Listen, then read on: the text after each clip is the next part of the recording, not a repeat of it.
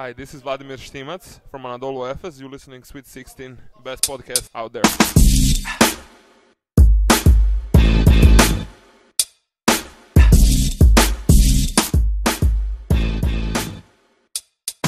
Baskonia keep blinking while Maccabi give them chances. A week of bloods define the last round, and we look ahead to the way the playoffs are shaping up as the weeks tick by. It's all ahead on Sweet 16. Tune in. Hello and welcome to Sweet 16, an open look on EuroLeague basketball. As always, I'm Moshe from Team Scout. With me, my great friends and co-hosts, both Emmett Ryan from Bonn Europe, Arias Vargas from Eurohoops. Guys, it's been a crazy week. I'm guessing not the first time I said it, but still, it's somewhat nice weather, stormy-like, foggy-like in Tel Aviv. How's it in your end? Well, right now the skies are pretty clear in Dublin, but as we're recording this, by the time this episode comes out, we should be starting to get hit with the second biggest snowstorm of my lifetime. So it's going to be interesting, and it's going to be interesting, of course, as well, in terms of the on-the-court action this week, too. And good morning from Athens, where it's kind of rainy. We expect a lot of storms also, not snowstorms, sorry. The regular kind, and it's pretty much what it should be, considering that Panathinaikos will be hosting Olympiacos this week. Well, aside from the weather, we got plenty of things to talk about in this episode, and we're going to be getting through a lot of them in the 4-minute warning this week, from the potential for Players Association through what we discussed in the lead-in there ahead of the show, and also about how Kimki are, getting their act together even more than we expected, and that says a lot because we expected a lot. And then we will also be looking at sort of, the moves we're seeing as well in terms of, I suppose, what happens beyond this season with certain teams, most notably the Reds. And then we will be looking at, of course, the games of the week. But as ever, we begin with the most accurately named section in all of podcasting, the 4-minute warning. 4 minutes, right? Yep, exactly. Straight up 4 minutes. 4 minutes to get through all the action that just happened in EuroLeague. It's the 4-minute warning. And Moshe, I suppose, as I was touching on there is talk, the continued sort of, I suppose, glacial movement towards a more clear Players Association going on. Of course, as we saw with the interview I did with Patrick Baumann a couple of weeks ago, he's very much in favor of a global one, or at least a European level one. Well, he's in favor of both, but he sees the European level one happening first. So FIBA sort of on board with one. What are we sort of seeing though on this front in terms of actual activity from the players? With all the events that have happened in the past, I want to say more than 24 hours actually. It goes, without saying, we're seeing more and more, we're getting more and more proof that, we really have to see a players' union, because the situation as it is can't continue. Players really got to have some sort of someone to have their backs. And it's not just that. I mean, we saw Sonny Wim joining Anadolu Efes, and it's great seeing Sonny back. Great talent. He's obviously a EuroLeague veteran. But, you're seeing all the FIBA windows, and you're seeing everything that had to do with Sonny's case, and you keep asking yourself, when are we going to see that union being formed officially? We hear Bobby Dixon speaking of the union. It's like, it's here and now. Because we're seeing the EuroLeague going in a very specific direction, which is, the highest as it can be. And we know that it is inevitable. Aris, my question to you, buddy, is how fast do you think we should be expecting seeing this Players Association being formed, and how badly do we really need it right now? First of all, there is a European Union about basketball players, which is kind of trying to get back in its own feet from this start of the season. So maybe a new union will be needed, but on the other hand, you see that there are unions that are making great work. And first of all, I am speaking about the Spanish union, which secure a new CBA for its members, and for the Spanish league, which is by far the best thing that there is around in pro basketball in Europe. So I think that also the players understand that there is something there already, and we'll see how things will end up. It's obvious that the players at this point need a voice, and it's just a matter of time to have the institution that this voice, from which this voice will be heard. There is already the institution, and we will see how things will develop, if there will be another union or if there will be a greater collaboration between unions. Because if a player union was active and strong during the whole Windows debate, things will be quite different. The question is, can this union that, we know that Bastian Akbar is, taking an active part in trying to forming it, can this new union put an end or bring the FIBA EuroLeague conflict to an end? Of course not. And until Akbar talks his mind out and presents what he has on his mind or what this initiative is all about, I wouldn't say that he will present the solution. The point is that the players seem to be victimized. I don't know if this is really the right word, but the players are blamed from everything. And with national teams in some cases losing crucial games, it's a burden that in the end will end up to the players. It already happened with Serbia losing to Germany, and I think that there is also the idea, at least at some people's head in FIBA, that if big teams start losing, then the pressure from the public opinion will be that high that will work in favor of the Windows. But I think that this is a double-edged sword, because the public opinion will not blame only, let's say, the EuroLeague or the clubs. They will blame also the players, and it's kind of unfair. So we will see how things will play out. I think that from the second window, my general feel is that everybody has already compromised, and nobody really cares about the debate, because frankly speaking, the fans are fed up with this debate, which, if you trace it back to history, it's now almost 20 years old. Yeah, and Aris, you touched on an important thing there, is that the players sort of, or I suppose the only group who I suppose are wholly innocent, and you can't really blame them, because they're employees, they're doing what they're doing best to protect their jobs, but they're going to be facing lots of criticism and beef, which is frankly that they can do nothing about. And having a union would go a long way towards protecting their corner, at least. So yeah, I think that aspect of at least giving them something to sort of to stand back with, during all this nonsense, is definitely a big help.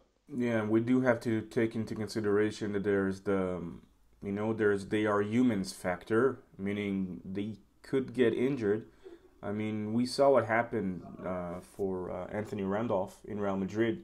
We saw him just getting back into action a couple of weeks ago. We do know that the entire situation where you're playing so much, so many games in so little time, it never really allows your body to recover the way it should.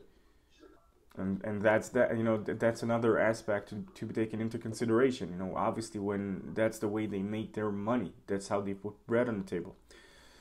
Now, guys, moving along to what we still need to talk about. We had 4 games on Friday, 4 blowouts, to say the least.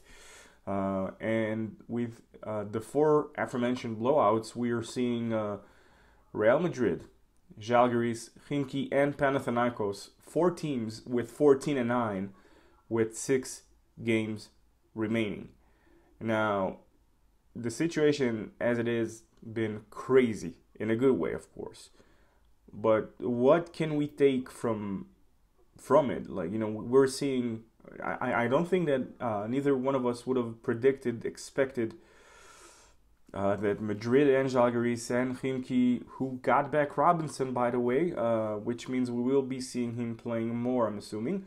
And also Panathinaikos with 6 games remaining again. Only 6 games left to play. Maccabi are making whatever they can to keep their playoff dreams alive and maybe perhaps a better seeding than number 8. But we're, a week ago we were talking whether Khimki are going to be 7th, 6th. On paper, they can end up with a home court advantage. Well, yeah, just like if you even look at last week's fixtures, the way they played out in order, Moshe, Ceska Baskonia was a 7-point margin in the end. The next 7 games on the docket, not one of them was decided by less than double digits. And admittedly, some were far more competitive than others, Oli Valencia jumping out immediately. But it was sort of, I suppose it was a week that was kind of due because we haven't really had a week like that where, we might start off with a close one and then suddenly it's just, blowout city throughout the rest of the weekend. Well, late week, whatever way you want to call it. So it's like sort of, kind of 23 rounds, I suppose it was kind of going, well, we finally got it, like, the week where everybody just takes care of business, whatever way that shapes out as. And, like, even look at that, there was only, there was 2 road, which is pretty normal, but, like, the 2 road ones we had were both extremely one-sided, like Zalgiris over Efes, Real over Barca. So, yeah, it's like, it was remarkably business-like for the most part. I suppose the obvious one, everybody picked it, not just us, as the game of the week was meant to be Khimki and Pau. It was definitely a game. It was a complete beatdown. Like, Khimki just took care of business. They basically did what Pau normally do to teams in their home court, in that they made it feel like they were in a fortress in terms of performance. So it's led to this wonderful state of madness, like, because you're totally right. We got like teams 4 through 7 with identical records, comically different ways of getting there, in all cases, and like you're saying to me, like right now, it's like that power 7th, but could be 4th, depending essentially on the margins of victory in games they've played. That's kind of awesome. Basically, because we're through whatever it is, 23 rounds now, and we only have the 7 to go. It's like kind of going, we're definitely that home court fight is going to be fascinating right through the end. Like and I think Aris is going to agree with me here. It's like I don't think we're going to be absolutely certain of who gets the 4th seed until at the earliest week 29. I would say maybe even week 28 if we're very very very unlucky in terms of the way things break down. But like say round 28, not week 28, obviously. But yeah, no, it's nice and crazy. Aris, like strange scenarios. I think it's fair to say in terms of where things stand after all those blowouts. First of all, I think that not exactly the big news, but something that was under the radar, and now we can say that it is decided is that Zalgiris Kaunas will be at the playoffs, and don't laugh at me. Because even if they are contenders for the home court advantage, if you look at their schedule, they are in a very tight spot at this point. They have to play against Barcelona, and then they have to play against Fenerbahce, against Baskonia. They have an easy one against Olympia Milan, and also they have to play against Real Madrid, against CSKA Moscow, and against Olympiacos. This is a nightmare. So with 14 wins and 2 games that they are within their reach, and I'm speaking about the games against Barcelona and against Milano, I think they are not going to miss the playoffs at this point. They have by far the toughest schedule from any other team among those that are aiming for the playoffs. So they are safe, I think.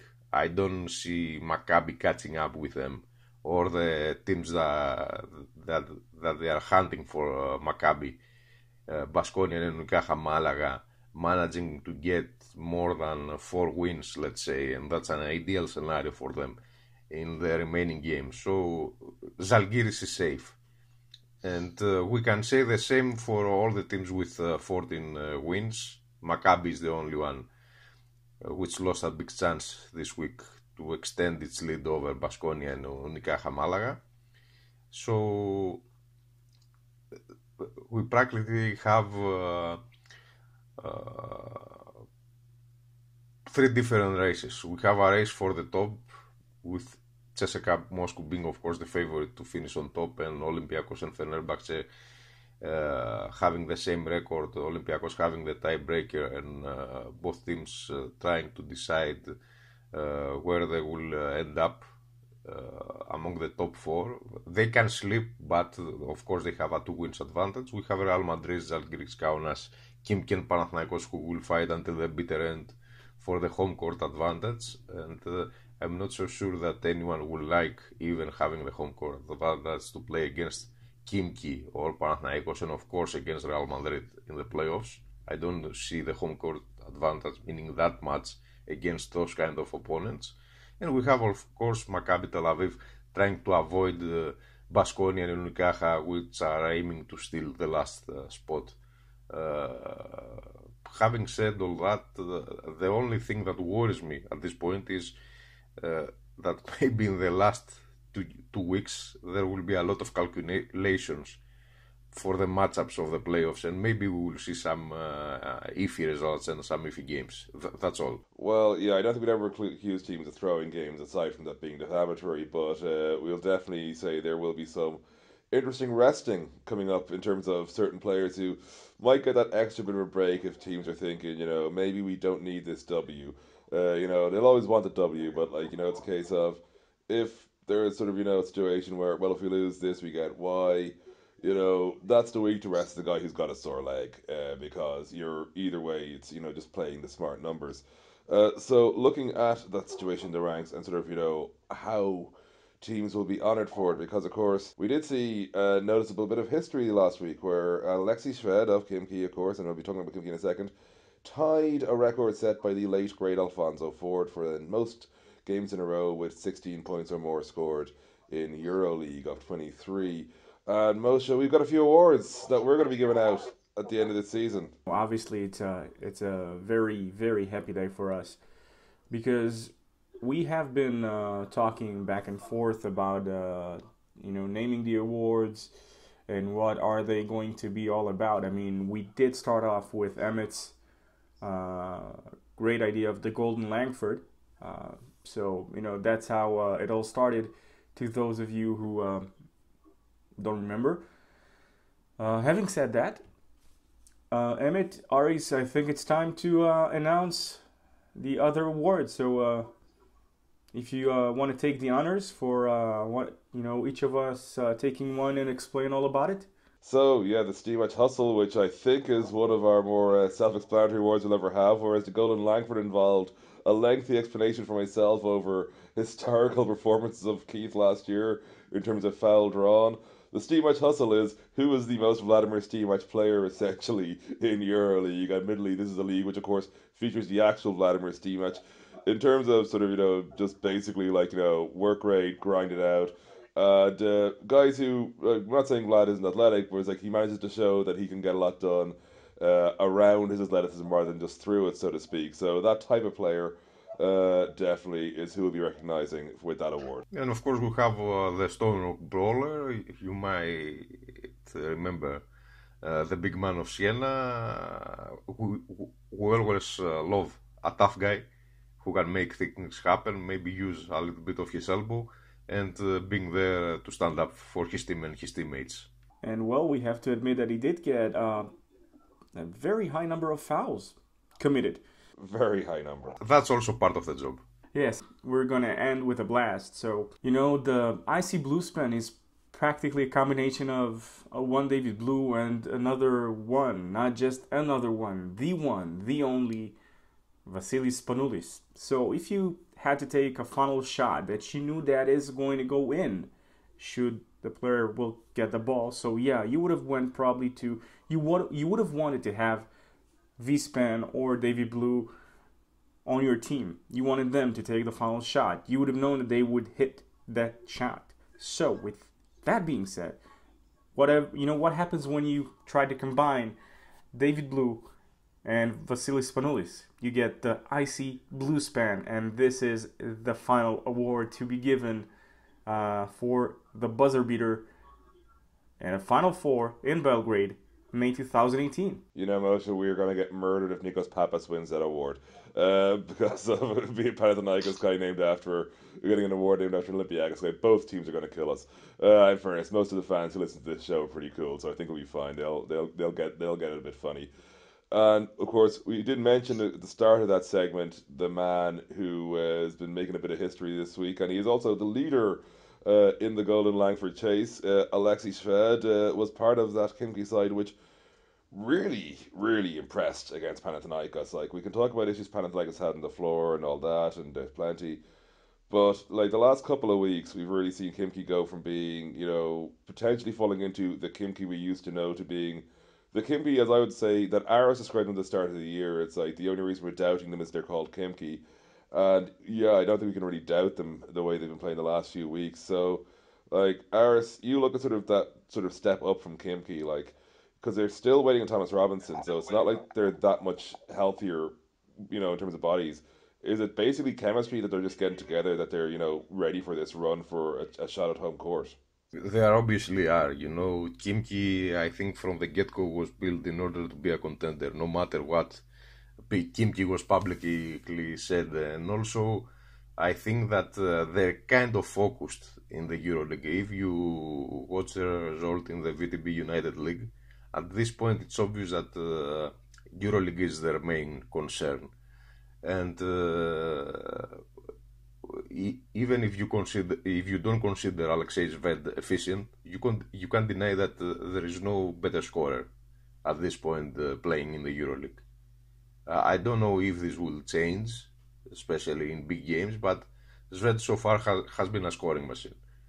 And Thomas Robinson, before his injury, he was emerging as one of the best undersized center ever in the EuroLeague. So they have two key pieces. They have a lot of role players who can fill the gaps, and they are more than role players. For example,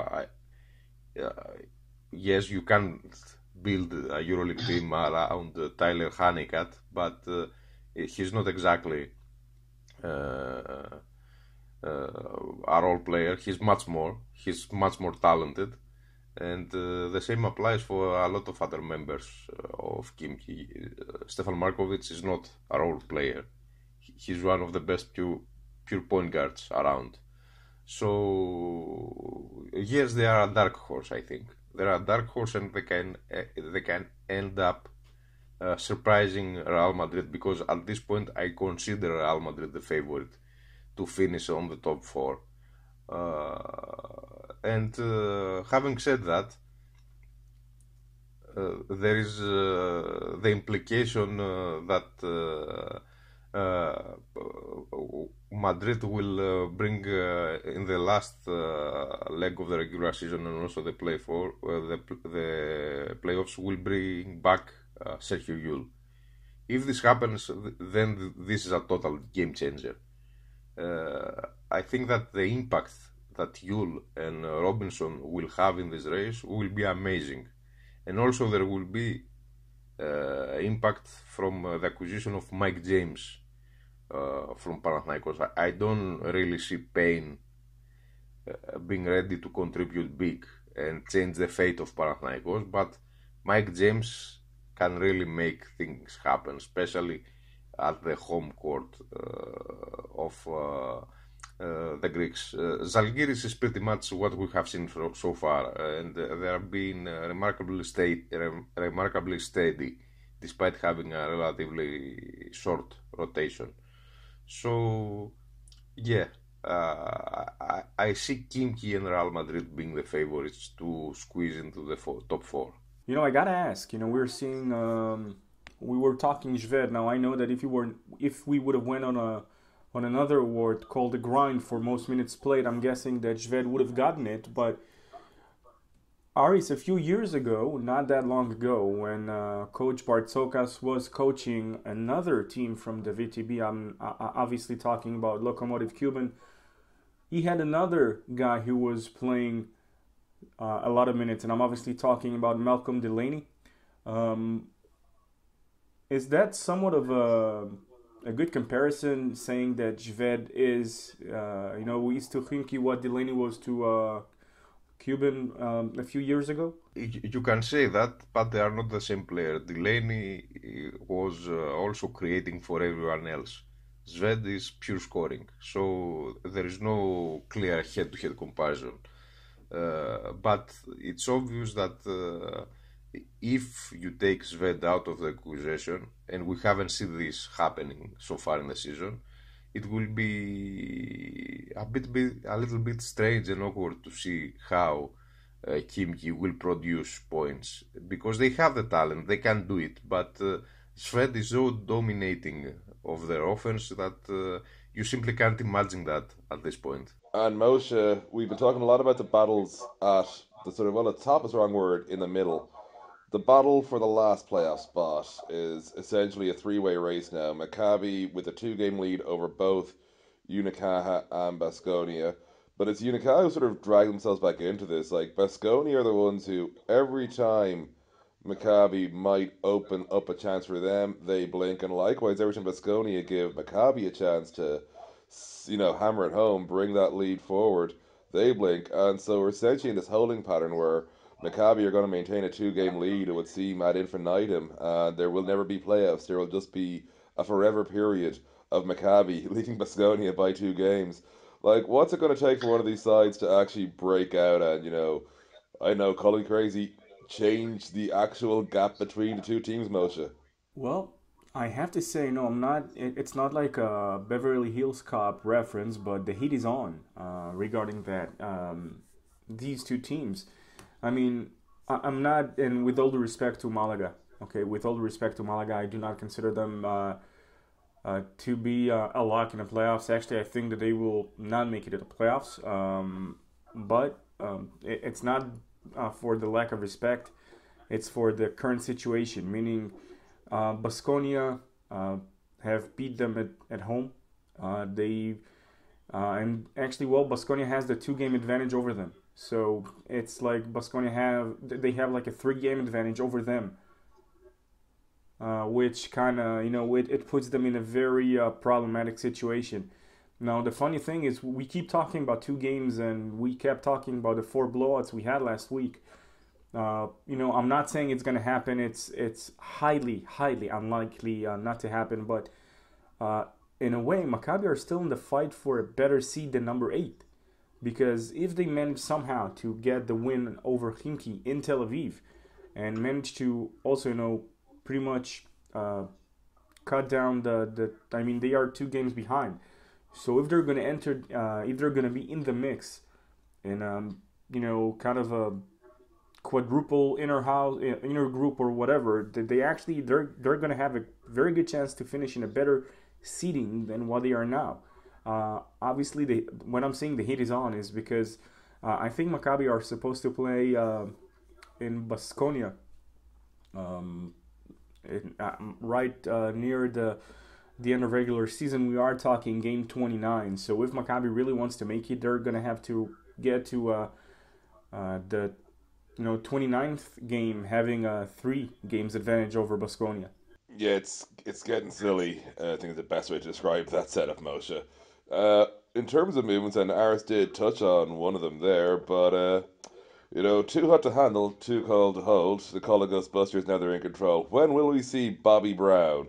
And how is he looking, for Olympiacos, Aris? Well, he's already practicing with the team. We have no idea what will he be looking at this moment, but there's a good chance that we will see him against Panathinaikos on the road. So I think that's the ultimate test when you want to see if a player of Olympiacos has it. I wouldn't be really worried about Bobby Brown, because we're speaking about an improvement in a team which is already second in the standings. So it will be interesting to see how Coach Feropoulos will redivide the roles in the team, because neither Roberts or Hollis Thompson are leaving the team. They will stay, and while there will be some tough choices to make in the Greek League, because with Kim Tilly also returning, you can assume that in the long run, probably Hollis Thompson and also Wilger will be left out of the Greek League roster. There is no such limitation in the EuroLeague. So Olympiacos, for the first time after too many years, will be able to have 8 foreigners in the EuroLeague.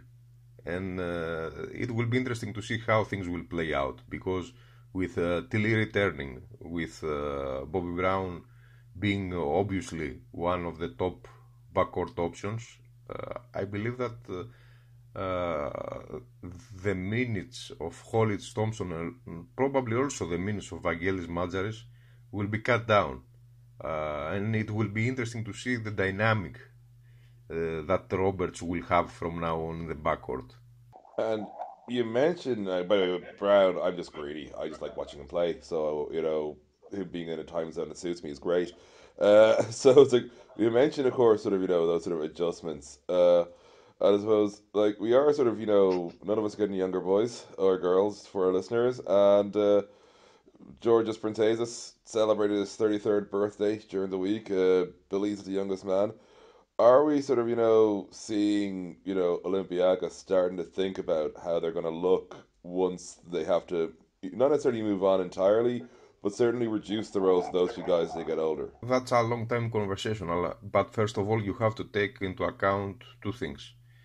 Vasilis Spanoulis, despite his injury, is not looking like a 36 years old, and he wants to play for a lot of years. I don't know if his body will take all this punishment and he will be able to run the court like that when he will be 40, but at least in his mind he's not near retirement, not at all. So that's one thing that we have to take into consideration. The second thing is that in theory Olympiacos already has the next day prepared, because Ioannis Papapetrou and Dimitris Agravanis are supposed to be the next key players in the Greek core of the team. At least in theory, that's the plan. So you can produce every decade or so a player like Spanoulis, but Olympiacos, at least considering the local talent, already made the moves in order to be prepared. That's why extending the contract of Papapetrou, who is going to be a free agent this summer, it's going to be more than crucial. One guy that's so far kind of under the radar and will be important for the future of Greek basketball, and we haven't seen a lot of him, but what we have seen will be interesting, is Dinos Mitoglou, who played for Wake Forest. Now he's a member of Panathinaikos. With Olympiacos having Papapetrou and also Agravanis, and Agravanis is locked up with an extension, I think that Panathinaikos will try to counter with Mitoglou, and probably they will also make a move about Papagiannis, who is up for grabs at this point. And also, it wouldn't be a surprise if Olympiacos enters the mix. So there are plans, but it's not easy to replace guys like Spanoulis and like Printezis, and it will be interesting to see who will emerge like Printezis did, because Printezis was playing for many years in Olympiacos, and he was established after the big shot in the final of Istanbul. Until then, Printezis was considered just a good player, not a great one. So sometimes you need a little bit luck and a defining moment in order to surpass expectation and be among the elite. Yeah, like if you ever want like a Star is Born moment really in EuroLeague in the past couple of years, I think 00.7 is definitely it for Printezis, because like I remember watching that on the stream, because like I wasn't over in that Istanbul trip, and kind of going, "Hey, this guy's good." It's like, oh my god, this guy basically was the difference. And it's entirely like it's like it was as a piece of athleticism, it was just a good shot, but it was more the moment what mattered. It's like, yeah, you're kind of a big deal now, kid. And so, Moshe, your own thoughts there on Bobby and the Olympiacos future before we move on to the next segment. I mean, I think with Bobby they did the right call because when you think about it, with all the options that were, on the market, and in a way, it's like they sent a message to Sterling, we have complete faith in you, and at the same time they brought someone to share the, I don't want to say burden, but actually to share the all the minutes that needs to be shared in the backcourt because we know it's a long season. And as we just discussed, the guys are not getting, let's just say, they're not getting any younger. Now, I really have to ask you, Aris, the following question. Knowing that Billy is, a 36-year-old EuroLeague veteran, champ, and perhaps one of the most ruthless killers in terms of, winning titles out there. Do you think that should he win the EuroLeague this year, like him and Printezis, do you think this might be the best time for them to call it a day? To walk away with them being still the champs? That's an idea, but I don't see this happening. Really, I don't see Spanoulis deciding to step down at this point. I'm not just pretty sure. I know that he intends to play at least for 2 or 3 seasons. Yeah, and I can't see Printez at this age either, to be honest. Like he's 33 is old for in some respects, but not that old. Like he's gonna keep going for at least 2-3 more years, Moshe. Well, I think that Derek Starr played with Maccabi till was like 39. So don't get me wrong, V-Span, I like to see you play as much as you can, as long as you want to. So always a pleasure. And that brings us on nicely to the Scouts notebook, and we're still in Billy mode. It would appear, Moshe. Yeah, but I'm not the one to ask him about about Billy because last week Aris clearly stated that the game is going to watch is going to be Olympiacos and Valencia, and well, I gotta admit I kind of skipped between channels, so I got a chance to see a few good minutes between Olympiacos and Valencia. But Aris, the one thing that stood out the most was the fact when Olympiacos needed the points. I think that it was Billy scoring like 8 in a row. It was just a matter of time to have Spanoulis produce like that in a game because the fact that he lost almost the first third of the season from due to injury threw him out of balance.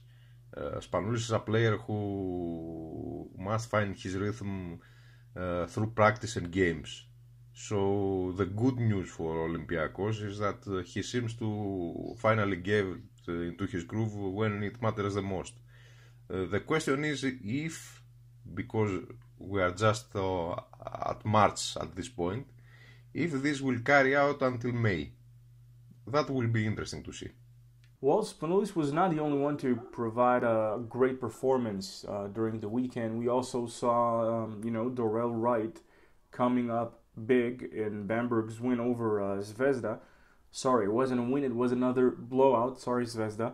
But yeah, I think, it's safe to say that it was time. I mean, Dorel Wright came as Quincy Miller's replacement, and it's true that Bamberg may have not had the best of seasons so far, not according to their expectations at least. But one thing is for sure, they did expect Dorel Wright to bring something extra. And finally, we saw him finish as a co-MVP kind of thing, I would say. And that discussion of Dorel brings us nicely on to our final segment. It is time for the games of the week. Now, normally I begin by listing off the games, but I'm going to make one prediction at the start. We're not going to get 7 blowouts this week. Simple as. We might even get 8, who knows. But on more serious, here are the games coming up this week. We begin on Thursday with 5 games. Algiris hosting Barcelona, Maccabi versus Cesca, Valencia versus Broza Bamberg, Milano hosting Nefes, Baskonia versus Khimki. Then on Friday it's the three games: Zvezda hosts Unicaja, Pau versus Olympiacos, and Real Madrid versus Fenerbahce. So a few big games this week. As this week, I'm going to take the lead off on the games to watch and the the picks. So Thursday, easy to say the easier day in terms of picking a game because even though you got a few ones that jump out over the last couple of seasons, irrespective of where these two sides have finished, Zalgiris and Barcelona have delivered some really stupid games in the best way. So I'm just going Zalgiris Barcelona. This matchup has got some level of drunkery to it that I want to watch it basically. So that's my game for Thursday. My game for Friday, much tougher because you have obviously got the two big ones, Pau and Olympiacos and Real and Fener. I'm going Real Fener purely because of sort of the potential it has to sort of help with the locking in of positions down in terms of home court advantage down the stretch. As for the 8 picks, Zalgiris, Sheshka, Valencia, Milano, Khimki, Unicaja, Panathinaikos, and Real Madrid. So a bit of a spread for me this week in terms of who wins home or away teams. Moshe, give us your games to watch and your picks, because it's a tough week for picking, baby. Well, I mean, it's going to be a weekend loaded with EuroLeague action as we like it. Great 8 games, but I would like to start off with my predictions first, if it's okay. I will take Žalgiris. I will surprise you, Maccabi, because I think it's time for them to get the home win against CSKA, something they have yet to do for quite some time. Valencia keeping their home safe, just as Aris likes to say that it is about the home teams, and I do believe it is about the home teams mostly. For the most part of it, I would go with Milan. It's supposed to be, they got their names written all over it. I want to go with Khimki, but it is the Fernando Buesa Arena, so Baskonia. Zvezda, I'm picking you up, so you know what it means. Olympiacos getting the win at the Oaxaca. Why, you ask? Because, well, they did it last year, so I do believe that they can this year, plus the addition of Bobby Brown looks rather intriguing. And between Real Madrid and Fener, which is, you know what, I'll just keep it simple.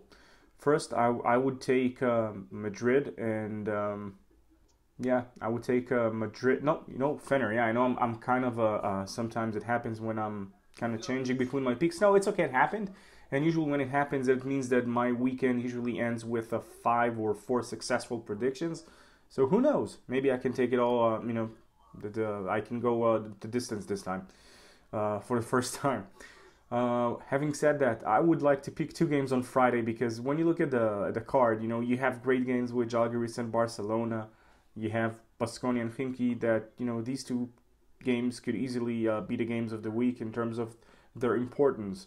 But the reason I would want to take the 2 games on Friday is first the Greek Derby and the second one is Madrid-Fener. It's going to have all the, 2 teams that played in the Final Four, 2 teams that we would like to also see in the playoffs,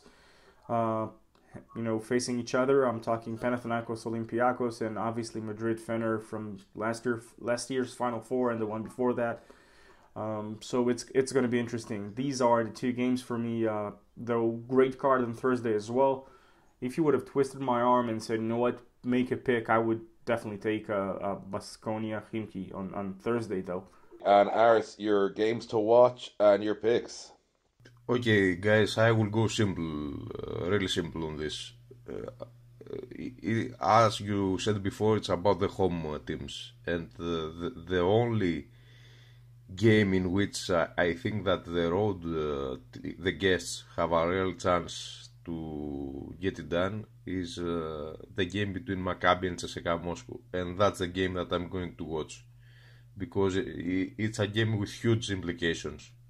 Of course, it's also dependent on what Unicaja and Baskonia will do, but Maccabi needs a result that will prove that they are dangerous in the playoffs, and playing against CSKA Moscow, even if CSKA Moscow has a lesser motivation in this game and has its own sets of problems with Hunter and Heinz missing, this will be really interesting to watch. And of course, you can just pass by the game between Panathinaikos and Olympiakos, which is also have huge implications in the race for the home court advantage. There is also a very interesting detail in this matchup. If Olympiakos gets the win, then the Reds are kind of bulletproof in every possible tie-breaking scenario, because they have beaten twice Fenerbahce, they have beaten twice Real Madrid, and they will have one win against Panathinaikos, so only maybe a head-to-head comparison with Panathinaikos will bring them trouble. In every other possible scenario, they have the upper hand. However, if Panathinaikos gets the win, then strangely enough, they will have 2 wins against Olympiakos, and that will spice things up in any tie-breaking situation in which both Greek teams will be tied. So it's gonna be fun. And well, that largely brings us to the end of proceedings with regards to what we're going to be sort of looking at this week. As you can tell, it's been a tiring one for us all.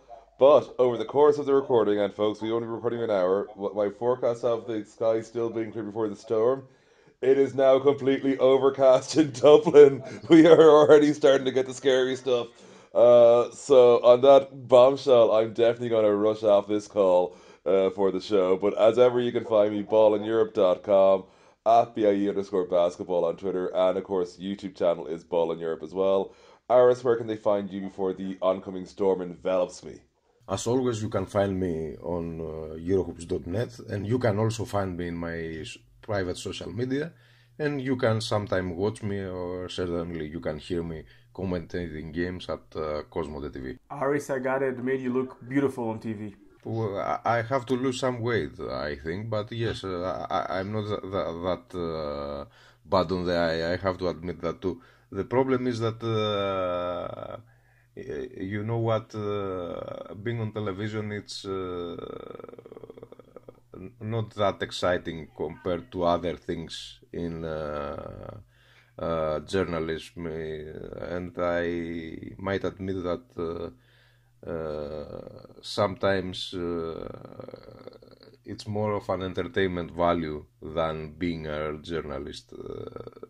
I'm not disrespecting all the guys that are doing a great job in television, and all certainly those who are great play-to-play announcer or color commentators, but television is about putting a little bit of more context in what's already happening, and journalists should be a step back compared to the players and what's going on the court. I think that the real journalist is elsewhere, and even if it might sound strange, what we are doing now is much more interesting and much more fun. Well, I gotta say, I'll take it as a compliment. Obviously, it's fun doing these shows, and you can always find me on Twitter. I am Team Scout and Moses B1, where magical things happen. And by magical things, we obviously mean, well, everything. Our show, our, interesting game things. Mostly, just to be clear, PG-13 magical things. Yes. I would say, though, it's not that nasty, it's okay. And, well, Facebook, Team Scout, and, well, the website itself. And if you haven't subscribed yet, please make sure you do. It's been great so far, and yes, we are expecting for next time as well. So, till next time.